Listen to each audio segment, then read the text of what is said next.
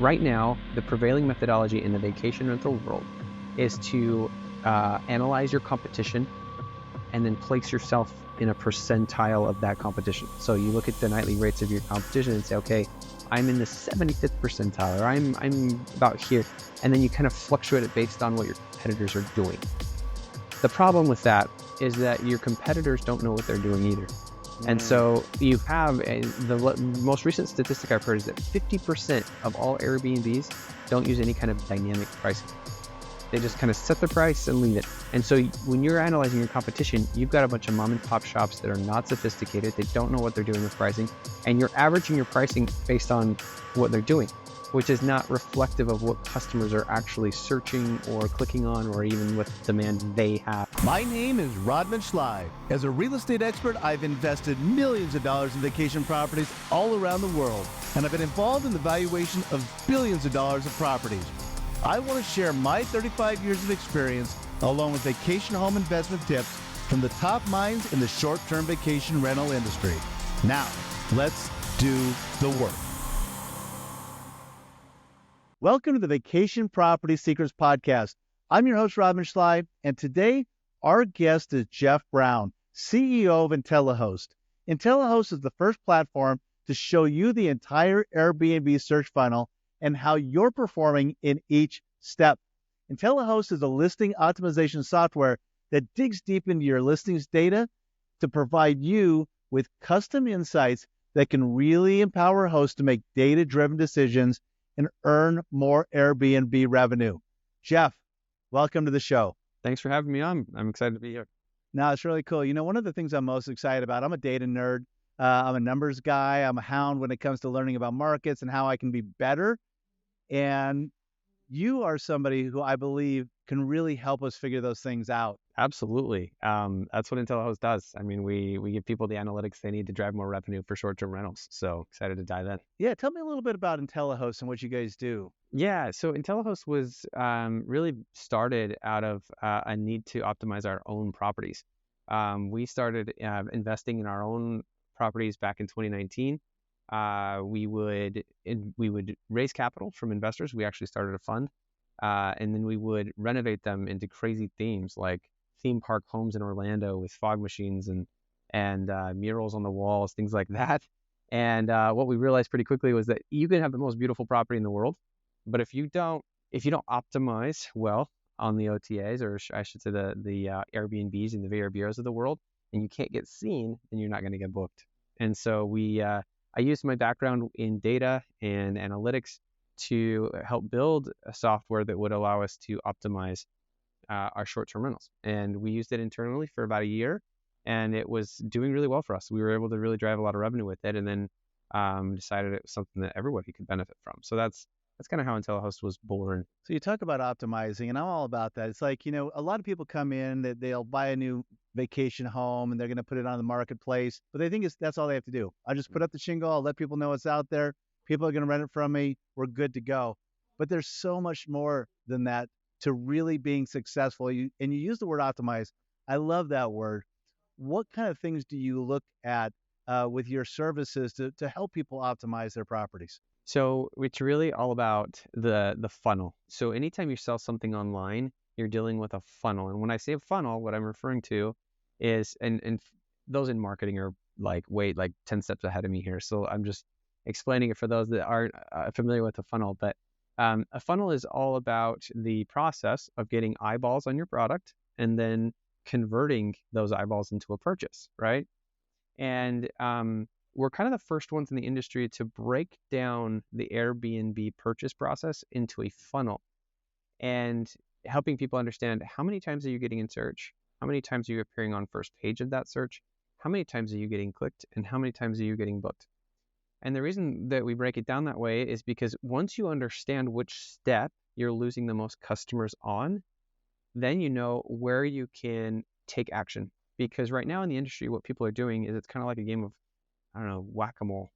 They're just kind of guessing, and they're changing their cover photos, or they're changing the order of their photos, or they're changing their titles. They really don't know what the problem is. All they know is revenue's down. I'm not getting any bookings. I haven't gotten any bookings in a while, and they just start changing things. Mm. But when you start to isolate your booking funnel and the steps in the booking funnel, then you know, okay, if I'm not getting clicked, it's not because my photo order is wrong. People don't even know what my photo order looks like until after they click on the listing. So don't mess with that. Don't mess with things that like filters, for example, like making sure your calendar is open for the right dates because they've already seen your listing, and so it's just a matter of convincing them to click. So it's probably a cover photo issue. Now that's a lot of power when you know what's one of the 5 things that could be causing the problem in your listing, and then you can address that issue and solve it. So that's really what makes us unique, is helping you understand where you need to focus and then giving you the levers you need to pull, and even giving you some A/B testing metrics to see, okay, I made a change, did it work or not? Yeah, you're totally talking my love language here, by the way. I know I'm sitting here grinning, but the thing about it is again, I'm such an analytical guy, and I want to be able to go in and I want to know where we're failing, where we're succeeding, where we can be better, where we can optimize, where we can take those next steps to outperform the market. Because when we're buying properties, we always buy properties based on a certain set of analytics. But at the end of the day, how can I go in and how can I outperform using those analytics with my property? So with your systems and stuff, how is it set up? Is it an automated system? How does it look at those details on somebody? Say, I've got my property, and I come to you, and I want to really optimize, and I want to find where my breakdowns are in that funnel that you talked about. Mm-hmm. Is that an automated process? How do you go in and assess those different needs?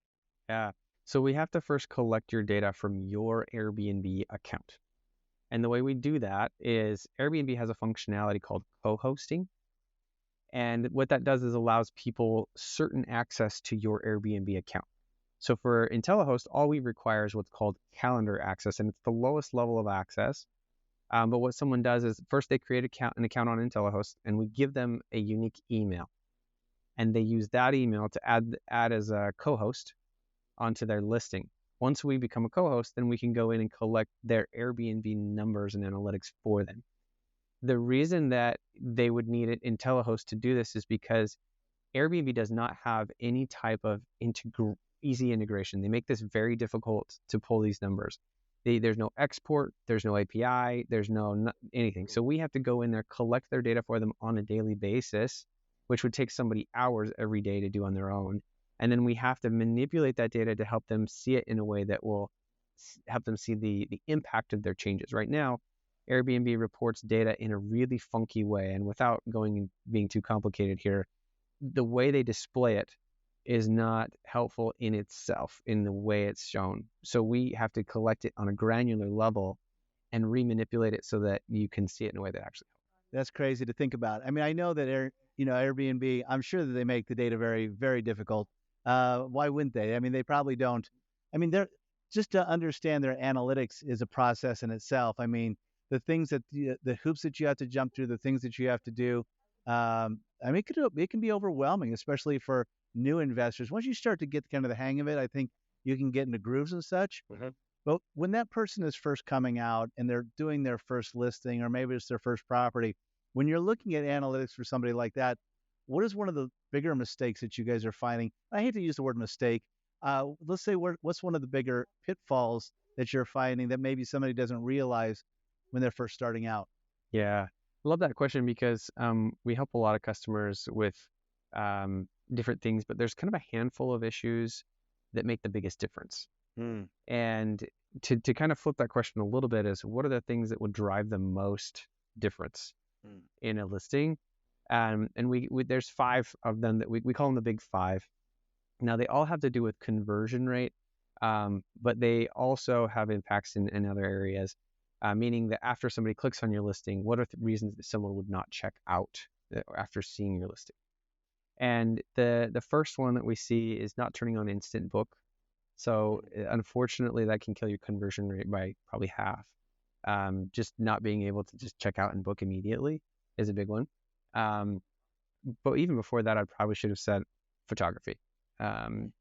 If you don't have professional photography and doing that just right, you're not gonna. Your conversion rate will be off. Your click rate will be off. It's just destroys your whole funnel. So pay whatever it takes to get good photography for sure. And people try to, they think they can be extra savvy and get a deal.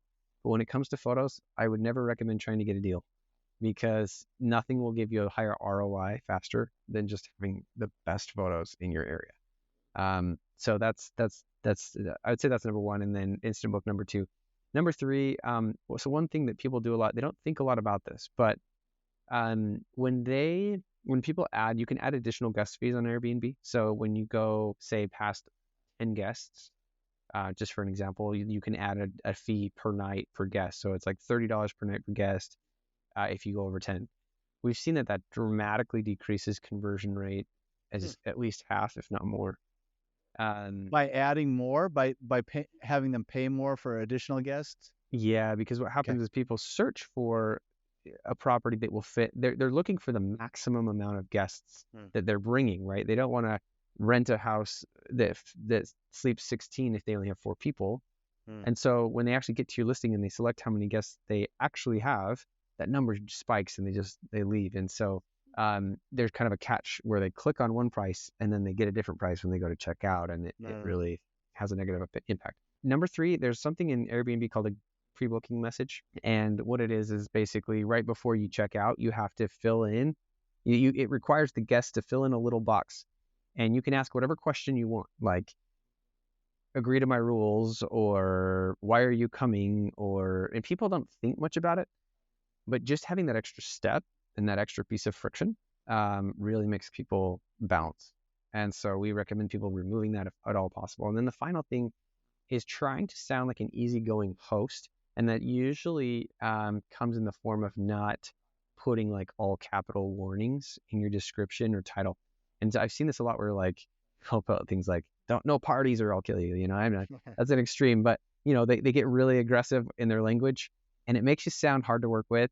And so we recommend if you have to put things or warnings in there that you don't all caps them and you make them sound a little nicer. Like I saw one listing that did it really, really well, and they said, we hate to talk about rules. A couple of things we just have to make sure of, and they just like threw it in there. And it made them sound really easygoing and totally reasonable, but it was the same types of things someone else could have talked about, but in a nicer way. So um, those are like the big five that we would say Yeah. are things that people make mistakes early on that you can. Well, you talked a little bit about photography, and I agree with you. I mean, you want to make sure that you're getting, if you're going to do them really nice, do them really good, make sure you get the right person in there. There's so many people that specialize in this.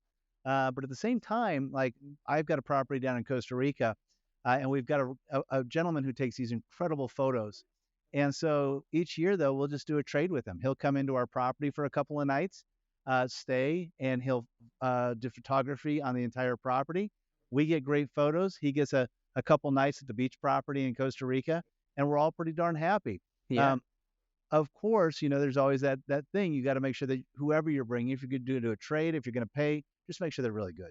Yes, that's the number one thing. I mean, and the other thing with real estate, a common mistake I see is people get real estate photographers.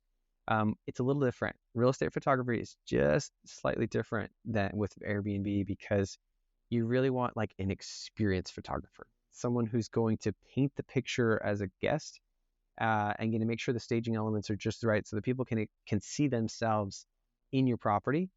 Real estate photography generally is, you get the corner shot, make it look as big and bright as possible.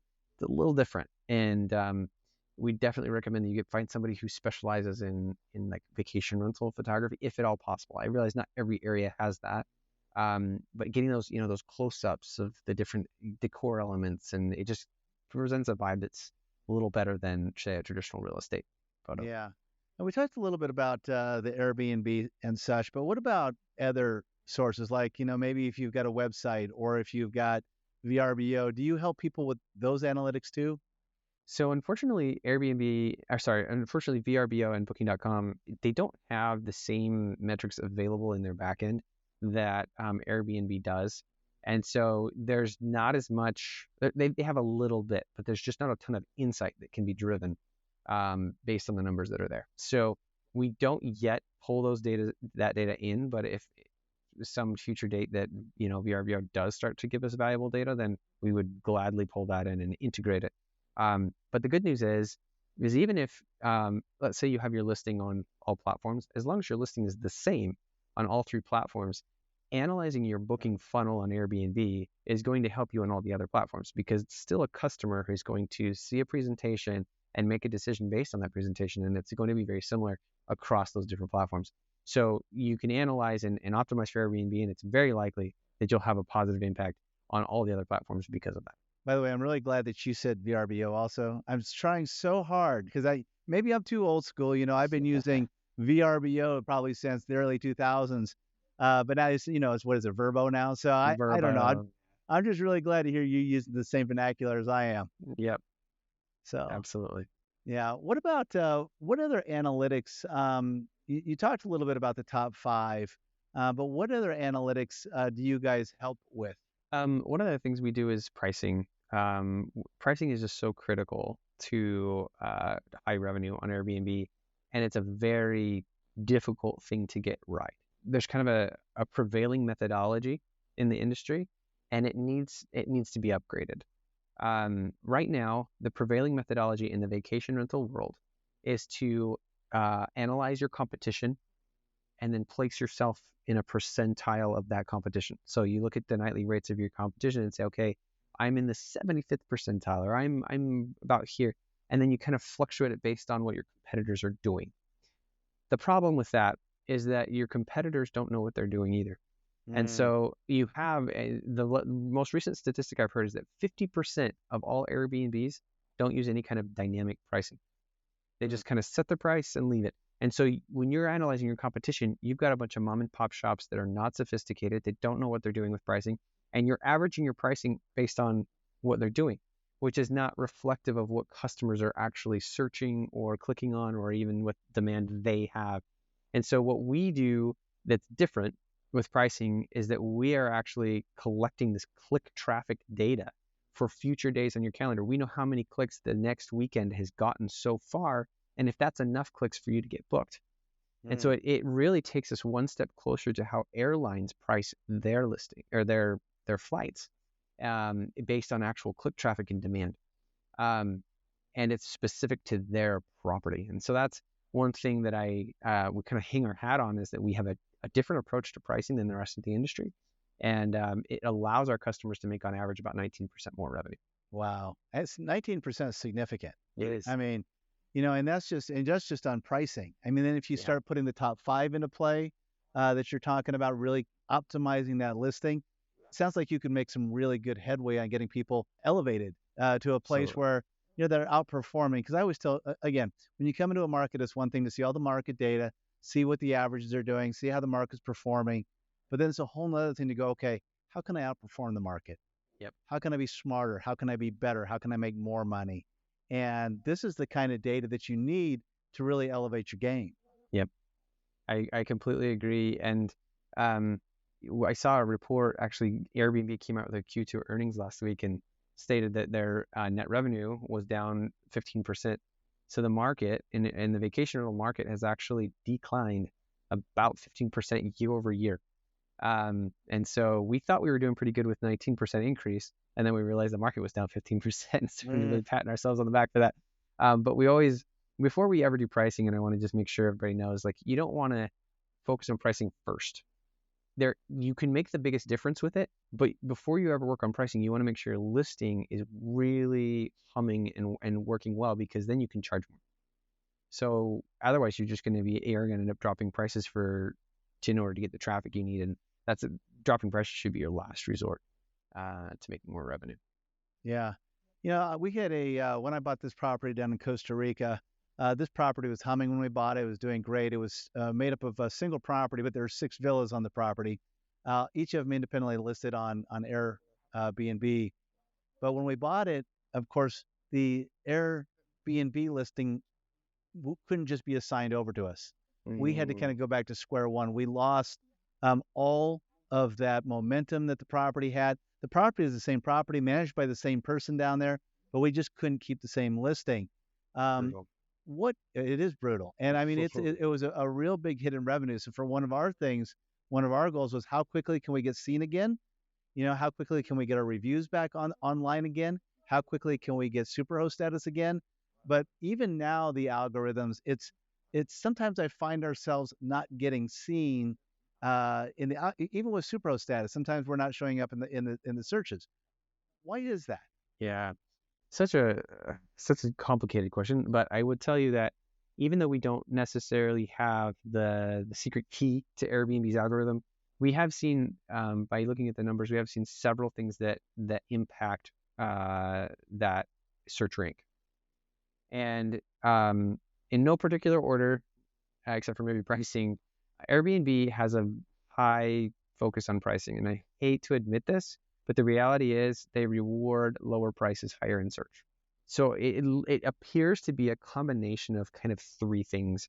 One, price. Two, reviews, both quantity and quality.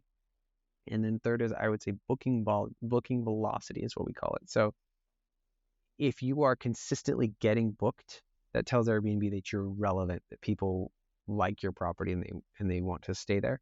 And what we see is the longer you go without a booking, the farther you fall down that rank. So it, if you don't have a lot of reviews, we generally recommend people will have to go lower in pricing, say maybe to the tune of 20-25% below market, until their reviews get to, that magic spot, and then they can increase. An additional recommendation, and this isn't for everybody, but the shorter your night minimum, the more bookings you'll get, and therefore the more reviews you'll get quicker. So as low as you're willing to go, even as low as a 1 night minimum, if you're very careful, right? You want to make sure you're vetting your guests and make sure you don't have parties and all those things. There's even a software out there called, like, I think it's Rent Responsibly or something, that will vet your guests for you. But if you're willing to go down to the low minimums to get as many reviews as possible, then you can start to be more competitive on your price. But make sure that you don't ever drop off in bookings, because if you go more than, say, 14 days, and of course, depending on the season, depending on your area, but we see generally after 14 days, bookings, your search rank really starts to drop off. And if you go more than 30 days, you should take action before you completely fall off that cliff, because there's only 15 pages on Airbnb's search result, and you can't just keep going more pages. So if you fall off that 15th page, you're not even getting in their result at all, and that's where things get ugly. So, yeah. Hey, everybody. I hope you're enjoying this episode of the Vacation Property Secrets podcast. I want to let you know about one question that I get all the time, and that's, how do I forecast my cash flow and my profitability when investing in a vacation home? Now, if you've ever wondered that, or you know somebody who has, you're in the right place. We've created a free training called Financial Forecasting for Maximum Vacation Home Profitability. Now, in this training, we're going to guide you step by step on how to accurately project rental income, estimate your operating expenses, and calculate your returns so you can make informed investment decisions.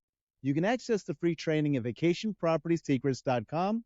So if you're ready to dive deeper into financial fundamentals and maximize your profitability, visit vacationpropertysecrets.com.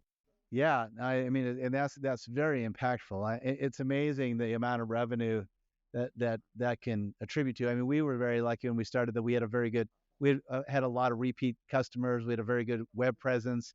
That revenue stream still stayed solid, but we still had that little bit of a struggle making that transition over until we could get ourselves back up, go through some of these processes you're talking about to make sure that we had all those stays coming in. We made sure that we had those reviews coming in, and it made a lot of difference. I mean, it really a significant difference in the cash flows. Yeah, absolutely. Yeah. What about, let's talk a little bit about, I guess, we talked a little bit about the Superhost, or I might have talked a little bit about how that's one of the things that we're striving for. But what about guest favorite? What's the difference between Superhost and guest favorite? And how do you get there? It's a very timely question, because we just ran a bunch of analytics on that, and did some correlative analysis with revenue to determine how much dollar impact does it actually make. And we compared both Superhost and Guest Favorite.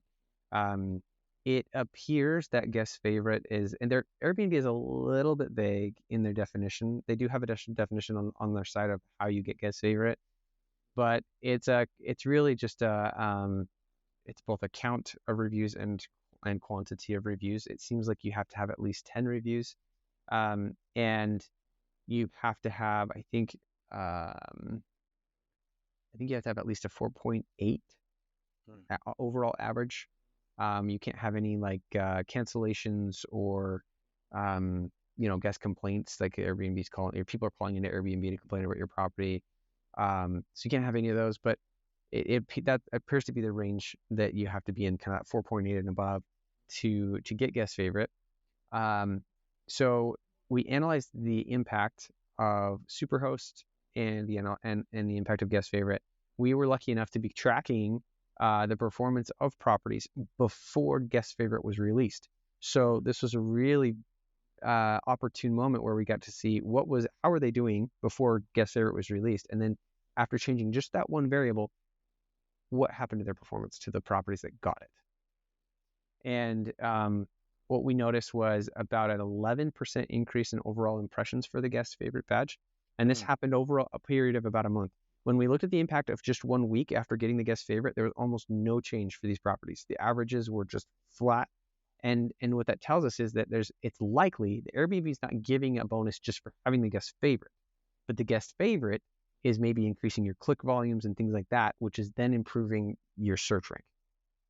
So I don't think that guest favorite improves your search rank inherently, but I think that the guest favorite badge is making people click on you more, booking you more, and that's putting you higher in rank.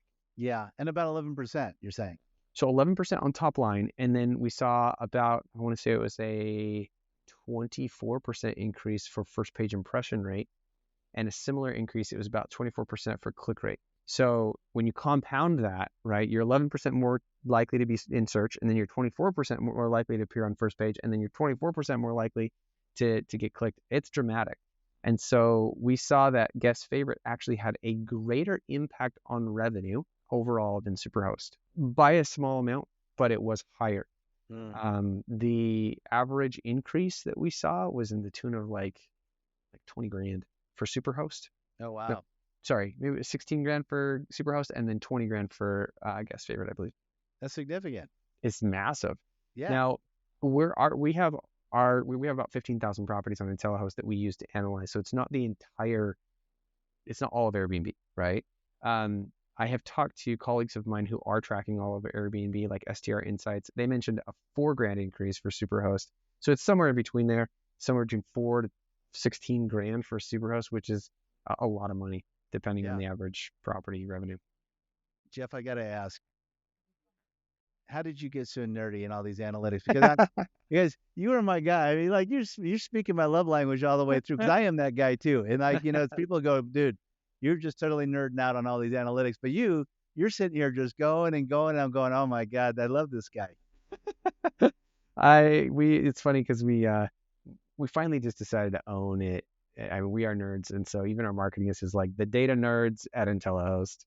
Our YouTube channel is called the Data Nerds at IntelliHost. So we're just data nerds. We own it, and for those that are like us, they love our product, and so we are. Well, I will say this: it is the data nerds that are going to be cashing in, because people that come in without the analytics and think that, again, they're just going to put the shingle up, put themselves open for business, and people are just going to come, and I don't have to do anything, and I don't have to do any analytics, I don't have to do any optimization. Those are the people who are not going to make nearly as much money. But the thing about it is like you've got the quantitative proof behind it. You could say, hey, this is what Superhost does. This is what Guest Favorite does. This is what if you go in here and you boost this, or you make sure that your photos are right. You've got the analytics to show you do this, your results are going to be that. Yeah, that's right. And when we got into this industry, of course, as I was trying to just learn about things, I would go online and just see so many blogs and influencers, and there was so much contradictory information.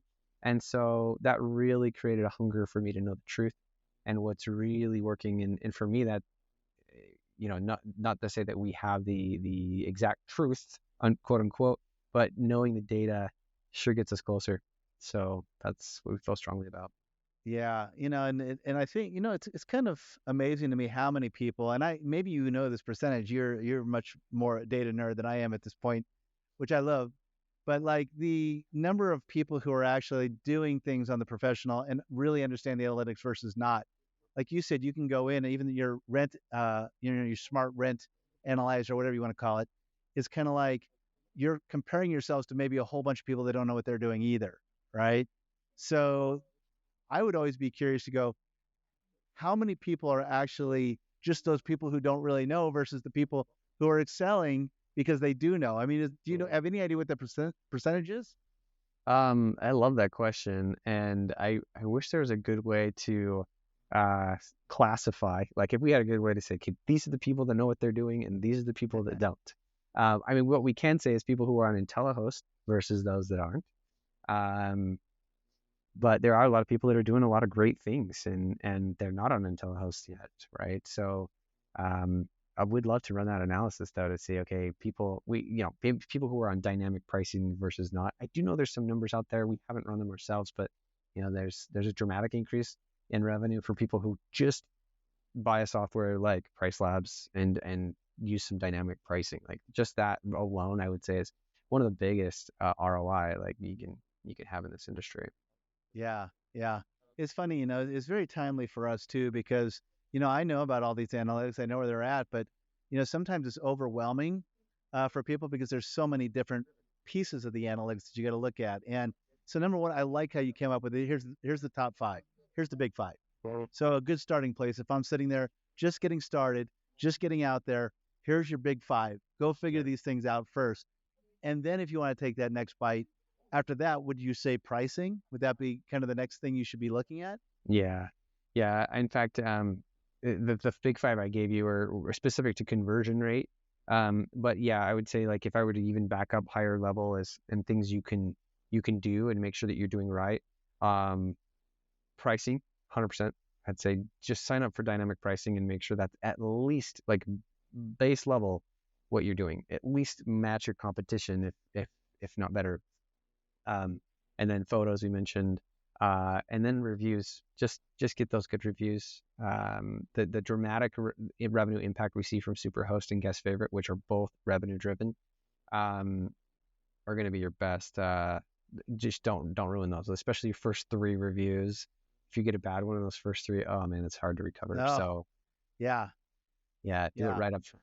So Well, and I think that when you go into it, some people don't look at this as a business. They come into it, they'll buy their first vacation property. They'll think, I'm going to rent this, but then they don't think about how reactive they need to be to their Airbnb listing, or they don't think about, oh, there might be this problem, or who do I have to go fix this if I need something fixed? And all of a sudden you don't have those things in place. You come right out of the gates and you get that really negative review because you didn't, or maybe you didn't react to something. And overcoming that, you're right, is a bear. You don't want to get that right out of the gates. Maybe you can get one later down the road by dropping the ball somewhere, and it can kind of just mesh into all the very positive ones. You're going to be okay. But man, right out of the gates, getting those low reviews is a death sentence. oh, it really is, and it's so competitive. Like, you see these properties on Airbnb that have like 500 reviews and like a 4.99 average, and I don't even know how that. Like, I've managed them professionally and still don't know how they did that. And other than maybe it was their only property and their entire like hobby and passion, and they somehow made it work. But it's tough. You really got to work hard for those reviews, and because you get a lot of people who, even if you do everything right, are still going to give you a 4 star if you don't, if you don't wow them. I've had reviews that are like, loved it, coming back next time, 4 stars. Yeah. You're like, Oh, thanks. Ouch. yeah. Those are the worst. I get, and I've had one of those, but this person told us how incredible their stay was. But they're one of those people who's like, I don't give 5 stars. I don't do that. You're like, I don't give thanks. 5 stars. You just, 4 is exceptional. But I, they don't understand what that does to your overall rating and to the algorithms, And, I actually had a host who was on the show the other day was talking about, she's actually got a rating card that she has on the refrigerator that says, hey, if we've done these things, we, give us a 5. If, it kind of gives them direction to let them know that, hey, you know what, a 4 really for us is not acceptable. If you feel like we're giving you a 4-star experience, reach out to us so we can make sure to give you the 5-star experience. And I thought, that might not be a bad idea. it's a good idea. It is asking a little bit for people to request refunds.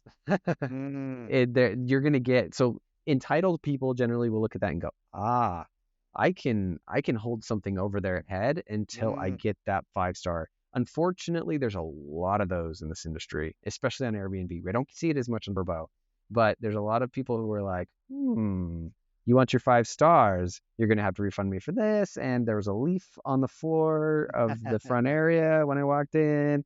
So yeah, you have to be a little careful. But honestly, even if you had to give some refunds for entitled people who don't deserve them, you're probably still better off getting that 5 star than not, because yeah. the revenue impact we see from Superhost and guest favorites is significant. It's significant. Yeah. And like I said, we saw that firsthand when we couldn't transfer over our Superhost status. I mean, we literally lost Superhost for a while, and it had a big, big impact to Yeah. us. Yeah. And we were missing the algorithms for a while. So it took us a while to build that up. But what about the guy right out of the gate then? So, like, let's say that somebody is just putting that property out there. They've just bought it. They're putting it out there. What's their fastest path to get into the algorithm, to get seen on Airbnb? So if I had to do it all over again, I would, at the first, say, 30, 45 days, as tough as this sounds, I would go one night minimum. I would reduce my prices 25% below market, and it would just be an investment in the property and in the listing itself. What that would do, because what happens is Airbnb has what we call a grace period, where when you first list your property, it peaks at like 4 days. So once you've listed it about 4 days in, you've kind of gotten the best of this grace period, and Airbnb kind of puts you on the top of search for a limited time. It's about we see it about 14 days, and then it kind of keeps tapering off after that. But on average, the increase in first page impression rate, I think it's like 20 or 30% improvement in your first page impression rate. Mm-hmm. And so that's a critical time period. We think Airbnb does that intentionally to evaluate your property. How much is it getting clicked? How much is it getting booked? Where does this property belong in the search results? And so the first time period is really, really critical to get all 5 star reviews, but to get a lot of clicks and bookings. And the best way to appear in search is to have a low minimum night stay, and as many bookings as possible will get you more reviews. So if you're just getting started, I know this sounds like a nightmare, and it kind of is, but a one night minimum and low rates just is a really good way to invest in your property, juice that algorithm, and then once your reviews start to climb, you can kind of get more aggressive on your pricing and your minimum night stay. Yeah, no, I love this. You and we could have so many conversations off of this. Again, I'm, I'm going to say you're slightly nerdier than I am at the analytics, but only slightly. Only a little bit. Uh, and I'm only saying that because you seem like you're probably a little smarter than me when No, it comes to the analytics. So this definitely sounds not. like it's your life. I love that. But I want people to be able to find you, find out more about what you're doing, how you could help them on this journey, because it's not an easy journey. Mhm. And there's a difference between the people who want to do it as a business and be really good, and the people who just want to kind of tread along. So, for the people who really want to do it well, do it right, get the best revenue, and optimize what they're doing, where can they find you? Yeah. So the first thing I would mention is that we release a lot of free studies online. The research I just talked about with Superhost, we make videos on those. Short videos is 1 minute where we release an insight based on what we've studied, and we put those on YouTube and Instagram. Instagram, they're in story format, so you can go to intellihost.co as our hashtag, and then on YouTube, it's called the Data Nerds at IntelliHost, and there's some longer videos where we go a little bit deeper into the analytics for the nerdier folk. And you can also watch the shorts that are just pure insight. It's just one after the other. Hey, we analyzed the impact of guest booking, and here's what we found. Or we analyzed the impact of having one additional review, and here's what we found. And so if you're just looking for free content, that's there. Also, if you're just interested in IntelliHost, you can create a free account. You can just go to intellihost.co and have a free 30-day trial. Or you can reach out to us and create like a demo call, which you can email connect@intellihost.co. Awesome. And then just one last thing before we go, Jeff. If you were going to speak to this new guy who's coming into the market, exploring, trying to figure out what to do, what are my first steps? what would be that one piece of most valuable advice you would give to him to take that first step in his journey? I'll be honest, if I'm being completely transparent, I get this question a lot from friends and family, and they know I'm the Airbnb guy. And so they're like, what should I do? The first question I ask them is, what are you trying to accomplish? Because so many people approach the Airbnb investment as a passive investment. And you know as well as I do that it is not a passive investment. No, it's not. And I hear people are, oh yeah, I'm gonna buy this property and I'm just gonna like manage it myself. And I ask them, okay, are you willing to give up your weekends, your holidays, and your sanity Yeah. for that? There's a cost that comes to managing an Airbnb. And I would say there's no such thing as a passive Airbnb investment. So if you're going to take this on full time, this is going to be your retirement, and you're going to go all in on this, and go ahead, manage it yourself, because that's the best way to get the most margin out of it. And if you have the time and the energy and the mental capacity to do that, do it. Because most of the time, property managers will take all of your profit. 20% is generally what they'll charge, and it's all your margin. Yep. So either if it's going to be passive, hire a manager to handle it, but don't think you can both have your cake and eat it too. Like if you're going to manage it yourself, you need to go all in. Yeah. So that's not like an analytical answer on how to get more revenue, but I think it's a really important question to ask yourself if you're getting into this game for the first time. Yeah, 100%. Well, thank you for coming on the show today. This has been great. Again, I think offline, you and I need to connect. I'd love to hear more, and just having you on again would probably be a good idea, because I think there's so much more that you could impart on the listener. So thanks for coming on the show today. Thanks for having me. This was fun. Yes. Thank you for tuning in to this episode of the Vacation Property Secrets podcast. If you enjoyed the show, we'd really appreciate it if you could leave a rating and a review on Apple Podcasts or Spotify. By leaving a review, you not only support the show, but you also help others find and enjoy it just like you did. Also, please share this episode with somebody who could benefit from it. And if you're aiming to build a short-term vacation rental investment business that's based on strong investment fundamentals and not just emotion, I'd love to invite you to a free training that I'm hosting. It's my financial forecasting for maximum vacation home profitability training, an on-demand video course that's completely free. It walks you through the investment fundamentals to build and scale your short-term vacation rental business. You'll also learn how to estimate investment income and your operating expenses to build a projected pro forma operating statement and the potential NOI and return on investment for your property. Just go to vacationpropertysecrets.com to get access to your free training. We'll see you next week for another episode of the Vacation Property Secrets podcast.